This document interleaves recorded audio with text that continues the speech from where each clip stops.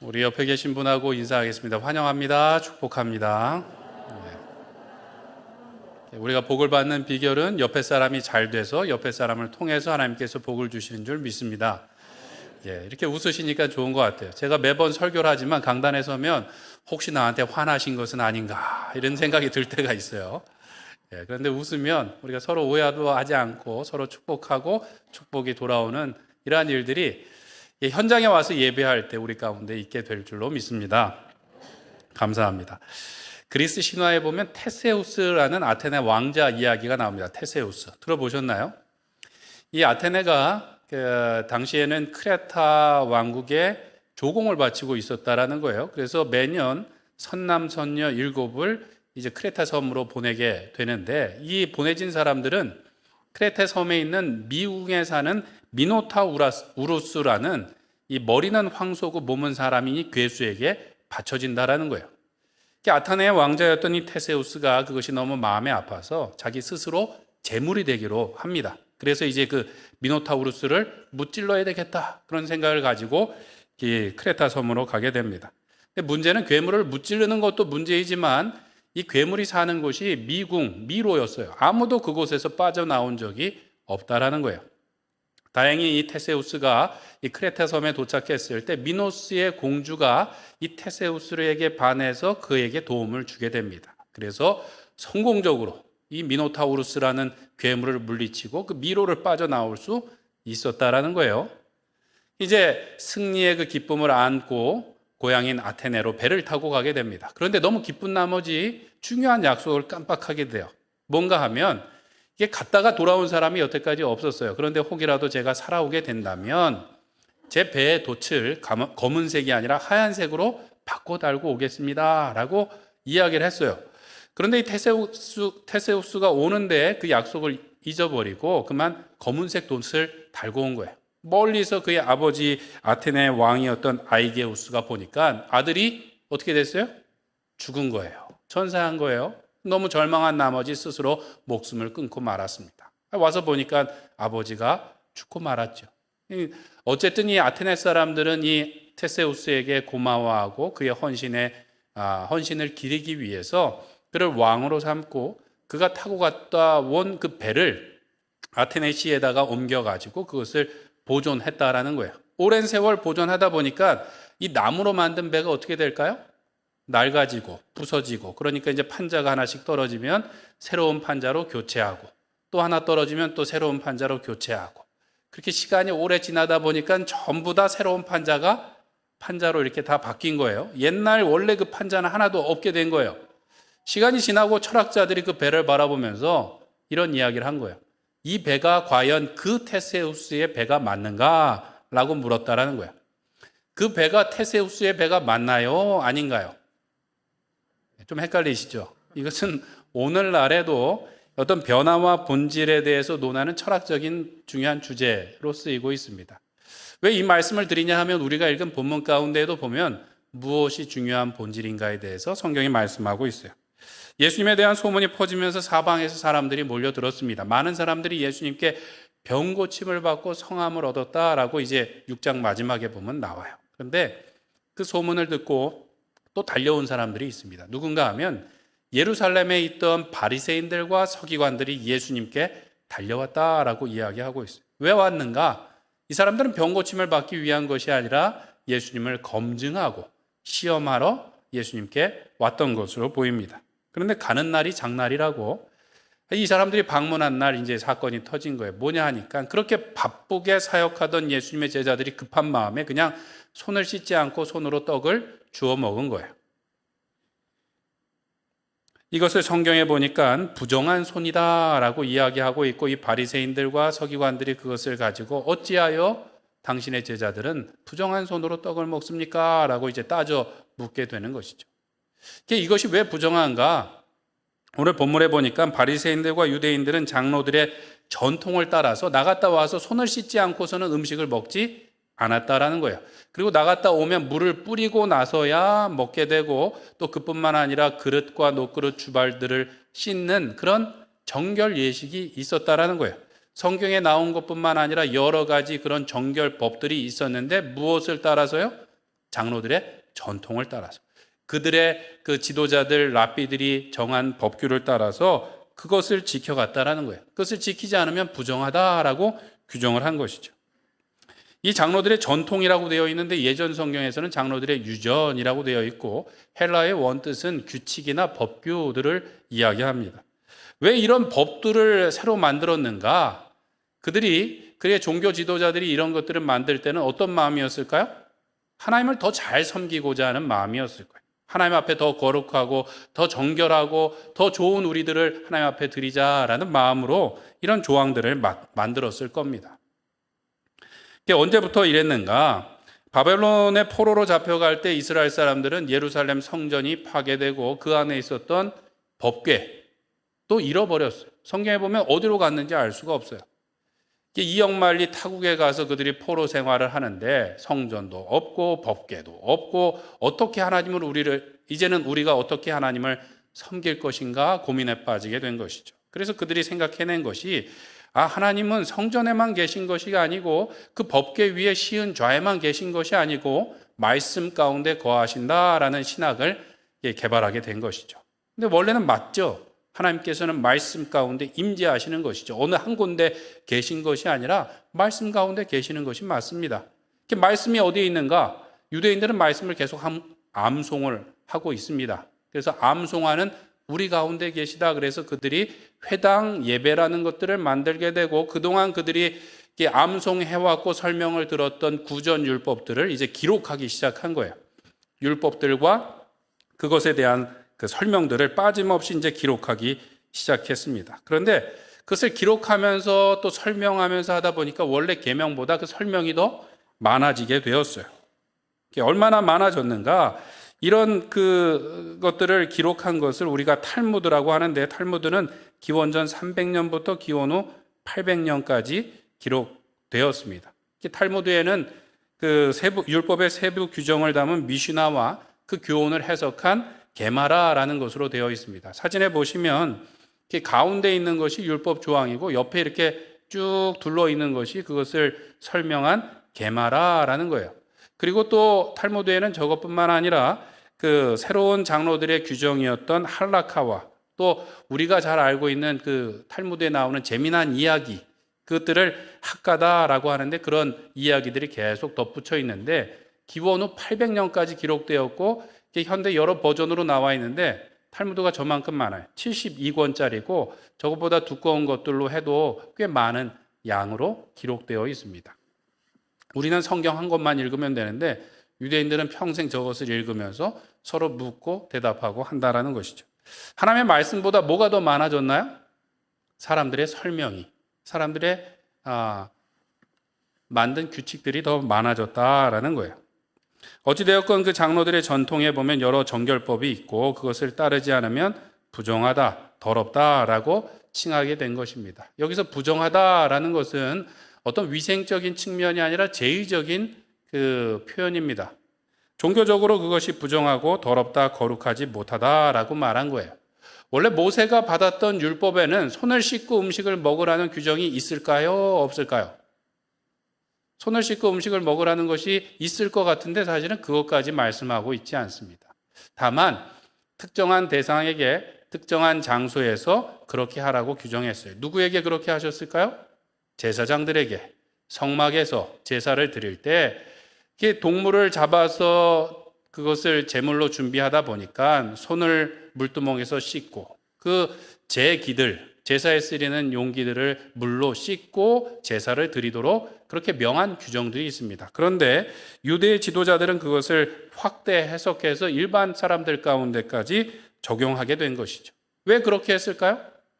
더 열심히 하나님을 섬기고자 하는 마음이 있었을 거예요. 처음에는 제사장들뿐만 아니라 우리가 하나님을 섬기는 제사장된 민족으로서 우리가 더 정결하자라고 하는 마음들로 이런 그 규칙들을 만들었는데 나중에 하다 보니까 이 계명보다 자신들의 전통이 규칙이 더 많아진 거예요.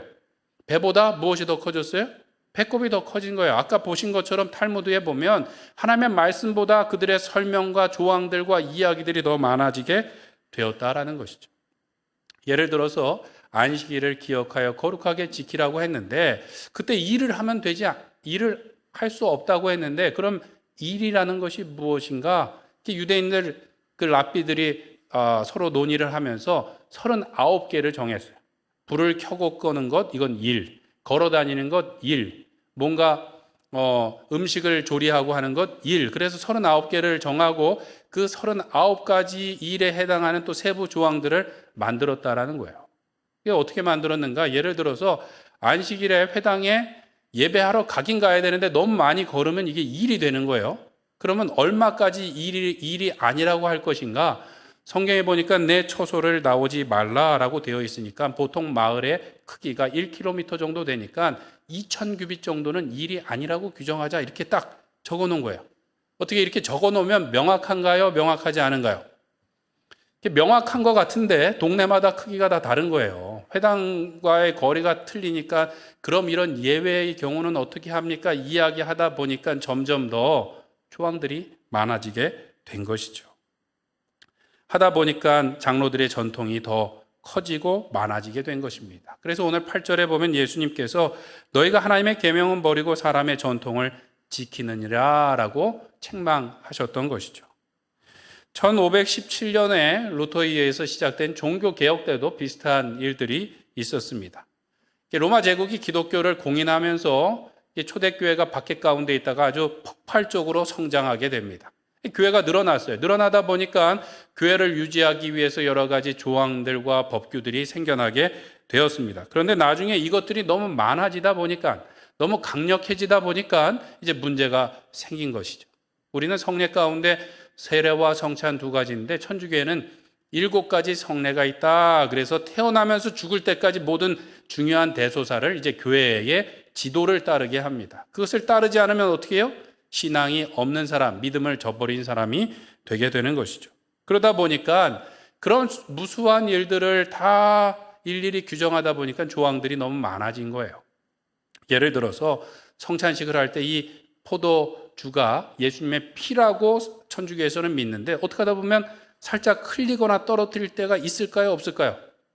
바닥에 떨어진 예수님의 피를 어떻게 할 것인가? 그것을 수건으로 닦았으면 그 수건은 어떻게 할 것인가? 뭐 이런 끝없는 조항들이 생기고 그 영성체라고 하는 예수님의 몸을 보관을 했는데 생쥐가 와서 그것을 뜯어 먹은 거예요. 그러면 그 생쥐를 어떻게 할 것인가에 대한 규정도 다 만들게 되었다라는 거예요.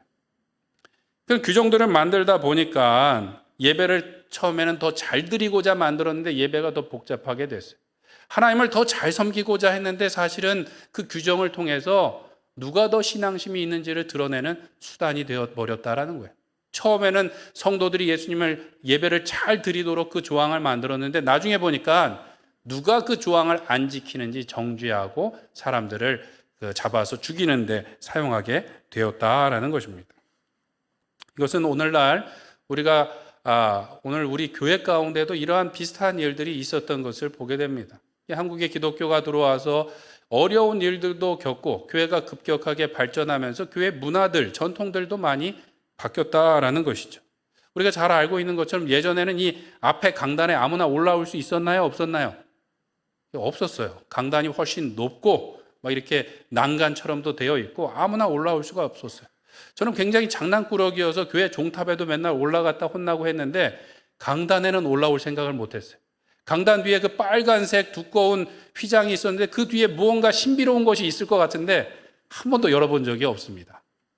그만큼 그렇게 굉장히 엄하게 뭔가 강단에 대해서도 생각했고요. 교회에서 기타를 칠 수가 있었나요? 없었나요? 없었죠. 드럼은 뭐 말할 것도 없죠. 키보드도 우리가 사용할 수 없었고 만약 그러한 일이 있다가는 하여튼 교회가 발칵 뒤집어지는 일들이 생기곤 했습니다. 그런데 어느 날인가부터 이제 금요 기도회 때 기타를 치기 시작하다가 키보드가 들어오고 드럼이 이제 들어왔습니다. 그러다가 그것이 어디로 오는가? 주일날 저녁 예배 때는 또 이런 악기들을 쓰면서 막 찬양을 아주 뜨겁게 하면서 예배를 드렸어요. 근데 지금은 어떻게 해요? 주일날 낮 예배 때도 드럼도 치고 기타도 치고 전기 기타도 치고 이렇게 다 쓰지 않습니까? 생각해보면 이렇게 된 지 그렇게 오래되지 않았습니다. 예전에는 그것을 어기면 아주 큰일 나는 일인 줄 알았고 실제로 교회에서 그것 때문에 시끄럽기도 하고 난리가 나기도 했었습니다. 그러면 그 당시에 그 전통들이 잘못된 것인가요? 아니면 오늘 우리가 너무 세속화된 것일까요? 우리 예배가 너무 세속화된 거야? 아니면 그 전통이 잘못된 건가요? 대답하기 어려우시죠? 네. 제가 생각하기에는 그때는 그게 맞고 지금은 이게 맞는 것 같아요. 왜 그런가? 그 당시 이제 사회나 교회 문화가 그것을 받아들일 준비가 못 되었어요. 그리고 우리나라 한국 교회도 폭발적으로 성장하고 있긴 하지만 이전에 우리가 하나님을 섬기던 그런 전통을 따라서 뭔가 다양한 것을 받아들이기에는 그만큼 성숙하지 못한 면들이 있었다라는 것이죠. 그렇다고 지금 다 잘하고 있다는 말씀은 아니지만 그때 그것이 잘못된 것도 아니고 오늘 우리가 잘못하고 있다라는 것도 아니라는 말씀을 드립니다. 지금이야 웃으면서 말씀드리지만 사실 옛날에 그것 때문에 심각한 일들이 있었고 그런 조항들 때문에 아마 상처받고 또 마음이 어려웠던 분들도 이 자리에 계실 수 있습니다. 그렇다면 무엇이 문제이고 무엇이 정말 중요한 것일까요? 오늘 성경에 보니까 예수님께서 바리새인들과 서기관들이 주장했던 그 전통이 잘못됐다고 책망하신 것이 아니에요. 그 전통이 잘못됐다고 말씀하신 것이 아니라 그들의 마음, 그들의 태도가 잘못됐는데 오늘 성경에 보니까 그들의 외식함이 문제다라고 말씀하고 있어요. 너희들의 외식함을 이사야 선지자가 잘 지적했다라고 말씀하시는데 보니까 이 외식하다라는 것은 헬라어로 히포크리테스라는 말로 뭐뭐 아래서라는 말하고 판단하다라는 말이 이게 합쳐진 말입니다. 보통은 그 연극 무대에서 배우가 가면을 쓰고 연기하는 것을 히포크리테스라고 이렇게 이야기를 하고요. 뭔가 자기를 가리고 남을 비난하거나 비판하는 것을 외식하다라는 그 표현으로 사용하게 됩니다. 이 바리새인들과 서기관들이 감춘 것은 무엇일까요? 감추고 사람들을 판단했던 것, 그것은 무엇인가 하면 하나님의 계명을 저버린 거예요. 자신들은 사실은 하나님의 계명을 저버리고 다른 사람들에게 자기의 기준과 잣대를 가지고 판단하고 평가하고 비난했다라는 것이죠. 그래서 8절에 보면 너희가 하나님의 계명은 버리고 사람의 전통을 지키느니라 라고 말씀하고 있어요. 사람의 계명을 지키기 위해서 하나님의 계명을 잘도 저버리는구나 라고 말씀하고 있는 것이죠. 그러면서 그들은 어떻게 했어요? 하나님 앞에 자신들은 더 거룩하고 하나님을 잘 섬기는 척하면서 다른 사람들을 판단하고 비판했다라는 것이죠. 자신들이 만든 조항을 잘 지키나 안 지키나 그것을 판단하러 열심히 다니고 있었다라는 것입니다. 그런데 오늘 본문에서 예수님께서 반복해서 말씀하시는 것은 무엇인가 하면 하나님의 계명인가 사람의 계명인가, 하나님의 계명인가 사람의 전통인가에 대해서 말씀하고 있어요. 그들이 본질인 하나님의 계명을 버렸다, 하나님의 말씀을 패했다라고 말씀하고 있는데 하나님께서 우리에게 주신 계명은 무엇인가요? 두 가지로 요약하면 뭐죠?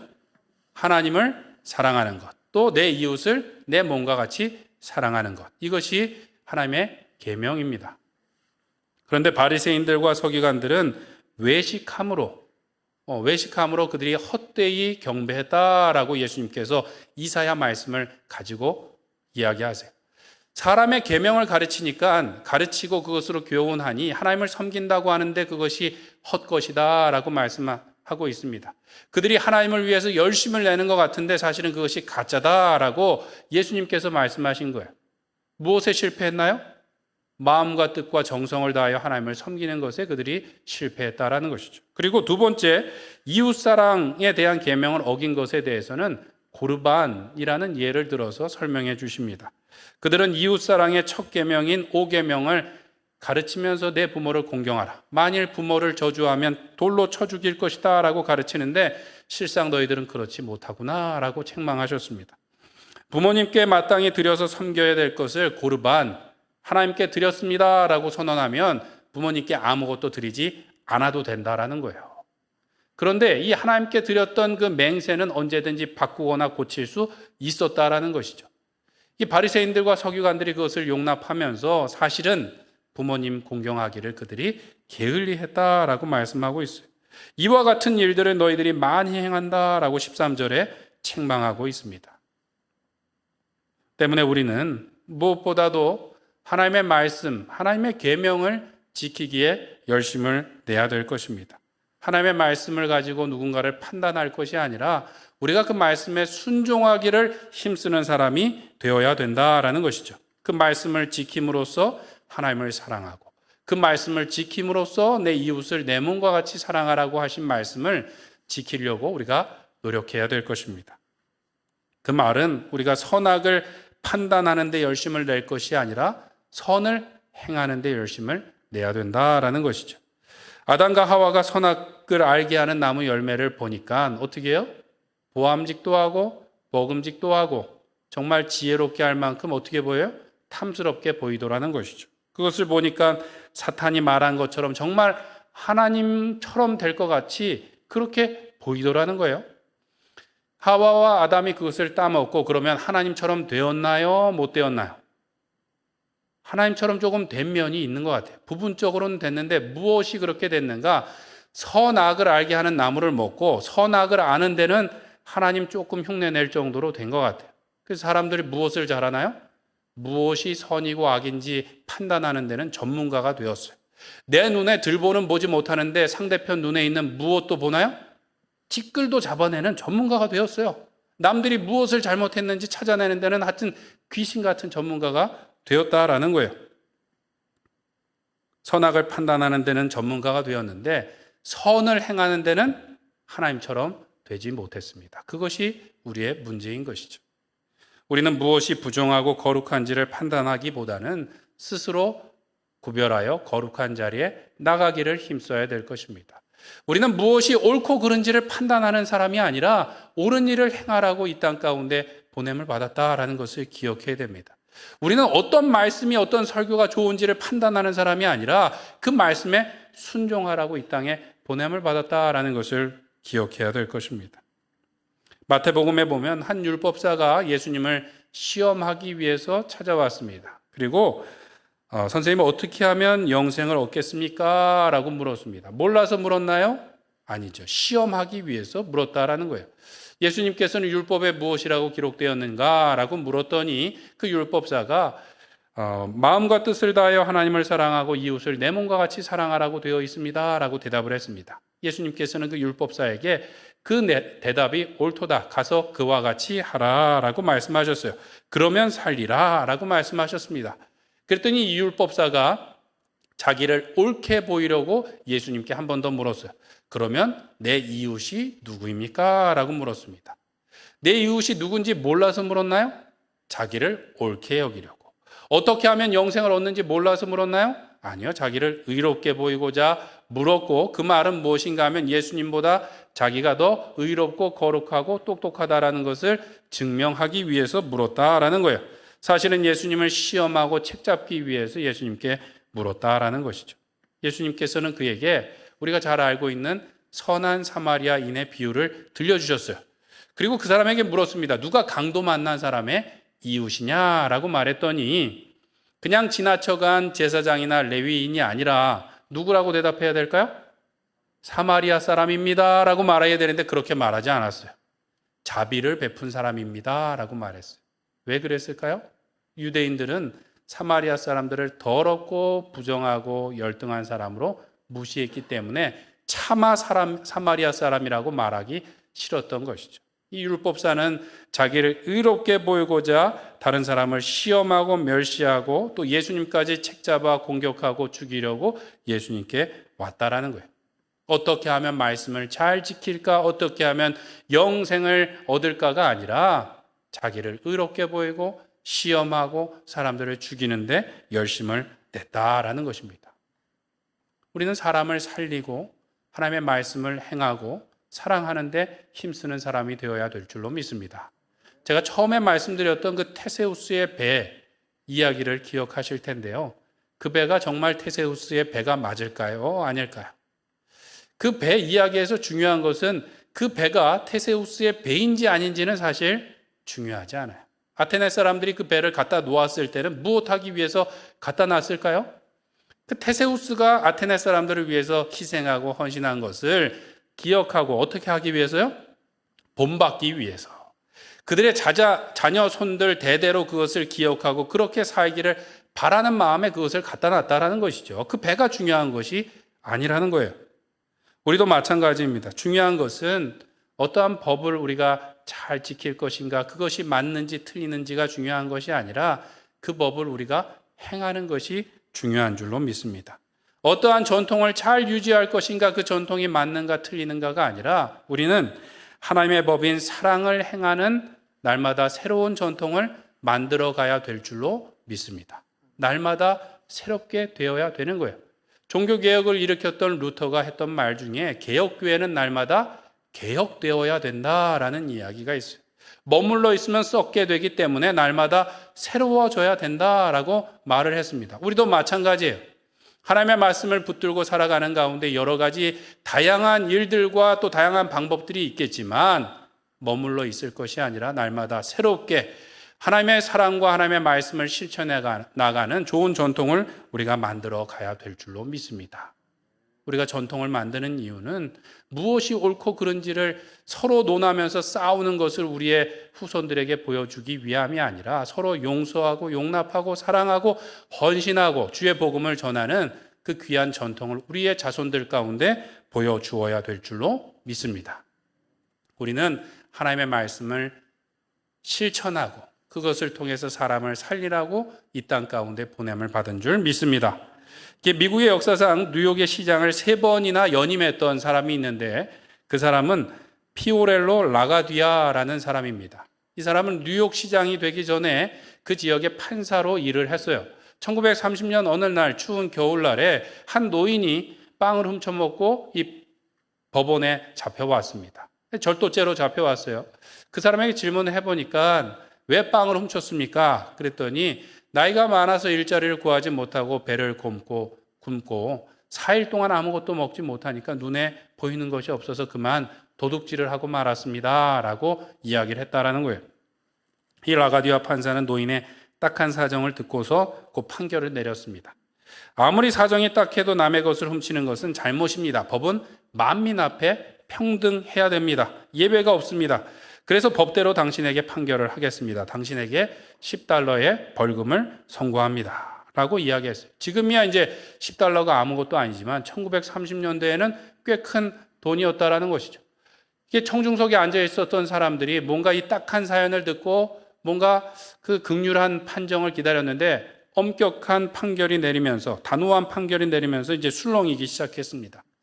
그때 이 라가디아 판사는 계속 논고를 이어가는데요. 이 노인이 빵을 훔친 것은 이 노인만의 책임이 아닙니다. 이 도시에 있는 우리 모두가 방치한 책임이 있습니다. 그래서 나는 나에게도 $10의 벌금형을 명하겠고 동시에 이 법정 안에 있는 모두에게 50센트의 벌금형을 선고합니다. 라고 이야기했다는 것이죠. 그리고 자기의 모자를 벗어서 $10 지폐를 놓고 그것을 청중석으로 돌리게 했습니다. 모두가 불만 없이 돈을 내서 거친 금액이 $57 50센트였다고 합니다. $10 벌금을 내고도 $47 50센트가 남게 되었어요. 그것을 들고 이 노인이 눈물을 흘리며 감사하며 법정을 떠났다라는 것이죠. 이 이야기가 우리에게 주는 교훈은 무엇입니까? 우리는 죄를 짓고 나서 죄를 찾는 데는 하여튼 판사보다 더 뛰어나게 됐는데 우리는 원래 그렇게 하기 위해서 이 땅에 보냄을 받은 사람이 아닙니다. 하나님의 말씀에 순종하고 사랑을 행하고 생명을 살리는데 보냄을 받았는 줄로 믿습니다. 사랑하는 성도 여러분, 우리는 하나님의 법으로 판단하는 전문가가 아니라 법대로 사랑하는 전문가가 되어야 될 줄로 믿습니다. 사랑한다라는 것은 그냥 말로만 하는 형용사가 아니라 동사예요. 우리가 믿는 하나님의 나라도 말에 있는 것이 아니라 능력에 있다라고 말씀했고 그 능력은 무엇인가?